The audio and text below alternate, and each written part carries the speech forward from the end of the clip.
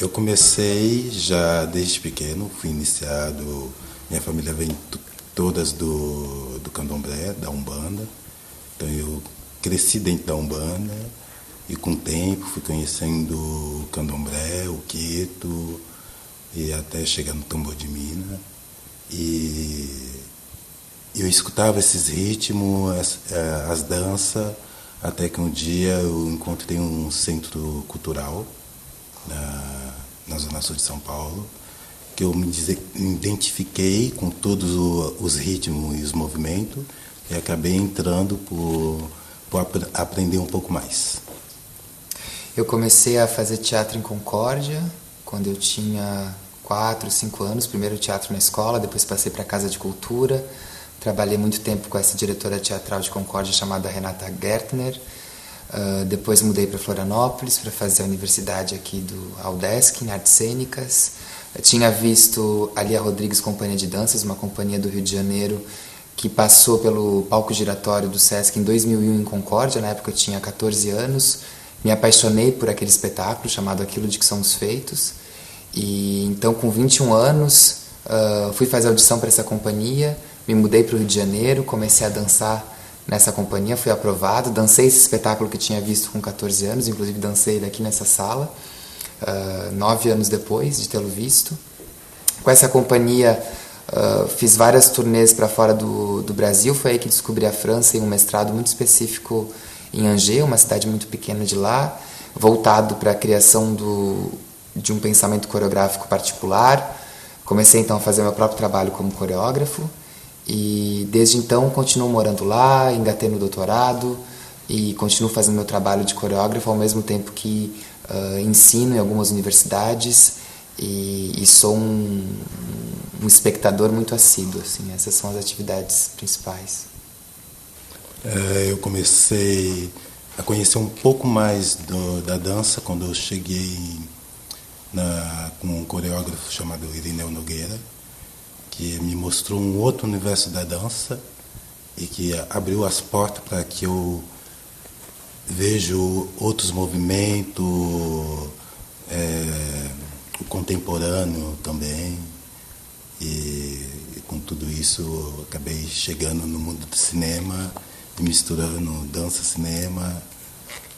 E hoje eu tenho mais referência como outras danças orientais, africanas, que são muito fortes também. Eu cheguei na dança especialmente em Florianópolis. Assim, o teatro que eu fazia em Concórdia já era um teatro bastante físico, mas ainda voltado para uma questão mais textual, ou um certo tipo de narrativa. E acho que chegando em Florianópolis e no contato com a Sandra Meyer, nas disciplinas de dança dentro do curso de artes cênicas, eu fui me identificando muito fortemente com isso, com o Milton Andrade, fui trabalhando muito aqui, fui me apaixonando pelas disciplinas mais corporais, e isso veio também pela paixão muito forte pelo Cena 11, assim, que era essa referência, e é ainda uma referência fortíssima no Brasil, e não só no Brasil, mas principalmente aqui, e para mim era um grande espaço de encontro com a dança. Então foi ali que eu comecei a fazer os estágios na companhia, fazer as aulas de manhã, depois fui trabalhar com o Alejandro. Então meu contato, vamos dizer, mais profissional com a dança veio com o Cena 11, que foi uma base muito sólida no aprendizado de uma disciplina, de um rigor, de um profissionalismo, do aprofundamento de uma técnica, da construção de um corpo, do que é a dança também, né? de um questionamento muito sofisticado sobre a disciplina dança. Então acho que ali foi meu primeiro contato, assim, um marco que eu identifico como um momento de virada mesmo, de começar a dançar. Eu acho que talvez essa empatia com a dança contemporânea veio também de um espaço muito grande para depositar dentro desse campo da dança contemporânea todo o aprendizado que eu tinha em teatro, ou que até então não era lido ou visto como dança. Então a dança contemporânea tinha esses braços bem grandes que estavam abertos para abraçar muitas técnicas e muitas corporalidades, que talvez o balé clássico, talvez não, né? O balé clássico não tolera, né? Não quer. Então acho que talvez se em algum momento a gente se identificou com essa categoria foi porque sentiu nela uma outra forma de democracia do corpo. Eu nunca gostei de dança, de balé, tentei fazer um pouquinho, mas meu corpo não entrava muito dentro. Eu tinha que voltar para a terra, ficar mais firme com os pés na terra e conhecer outras danças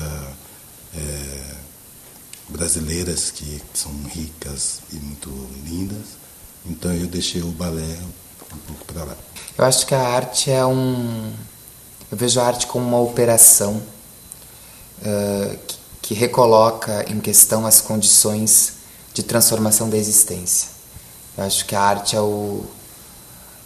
ela é isso, ela pode acontecer aqui no teatro, ela pode acontecer fora dele, porque ela é justamente esse momento onde a gente põe em prática uma ação que interroga, né? que coloca problema, que sofistica o caos, né? Que organiza o caos de uma outra maneira para que ele seja lisível e que produz essa transformação, talvez, pelo menos esse tipo de arte que a gente está buscando fazer, uma transformação pequena, minúscula, né? Não é o mundo inteiro que se transforma, é o mundo de cada um, é uma capacidade em dissociar alguma coisa que está muito associada há muito tempo, criar novas associações, alterar o funcionamento da existência, para que a existência seja de cada vez mais viável, né? mais deliciosa. Para mim, a arte é tudo aquilo que você não pode fazer e você faz. E quando eu vejo muito isso quando eu era pequeno, a minha mãe, tá fazendo arte, menino? E para mim eu estou fazendo arte, eu vou fazer mais arte. Então para mim é tudo que eu não posso fazer. O que eu percebo no Brasil é essa plasticidade mental, física, econômica, artística, de se adaptar, de se reorganizar a partir das condições. E isso, o que eu percebo lá é uma enorme dificuldade em lidar com esse improviso, a lidar com uma dificuldade, a lidar com porque está tudo muito garantido.